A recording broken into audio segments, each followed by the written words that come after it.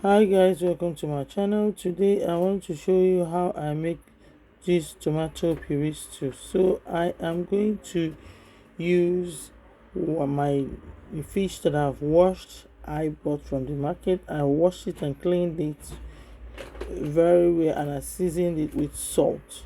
So I am also going to use this puree. I have removed it from the tube and I added 1 teaspoon to the plate, and I turned it. And then I have a leftover paprika. This is the paprika that I'm going to use to mix the tomato. I added everything in and I am blending them together. I will make sure I blend them evenly so that it will look like a proper tomato stew, fresh tomato stew. It will look like fresh tomato stew, and the one that has a lot of paprika on it. So I am going to fry the fish with oil, and I have seasoned it. Like I said, I seasoned it with salt, and what I'm going to do is to fry them. So this is optional, you can as well skip them, but it's better you fry them so that you will have a very good lovely taste. You can as well grill them in the oven. I am going to make a video on how to grill the fish and how to fry them in the oven. So after frying them, you bring them out and set it aside. So I am going to also use egg to on this stew. So what I do, I put the hard-boiled cooked egg inside with my spoon, and I have to let them fry a bit. This is how you're going to do it if you want to fry the egg. So I want the egg to look fried and tasty, so I am frying them as well, and then I will bring it out.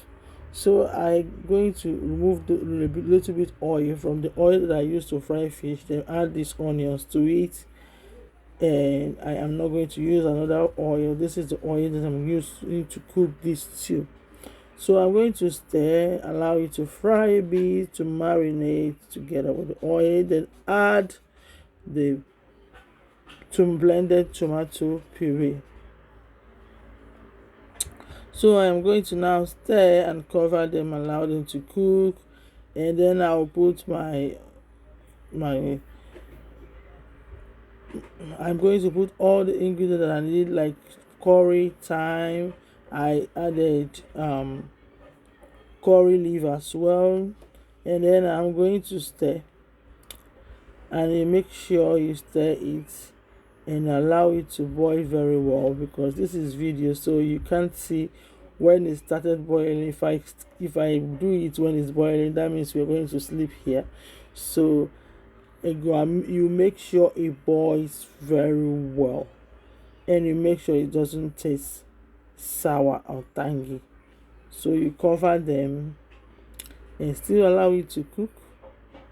You see, this is the very economical way to make stew, especially when you don't have the time to go to the market to start cooking and buying all the tomato and making all the wahala that is in it. If you have puree in the house, it is a very win-win solution.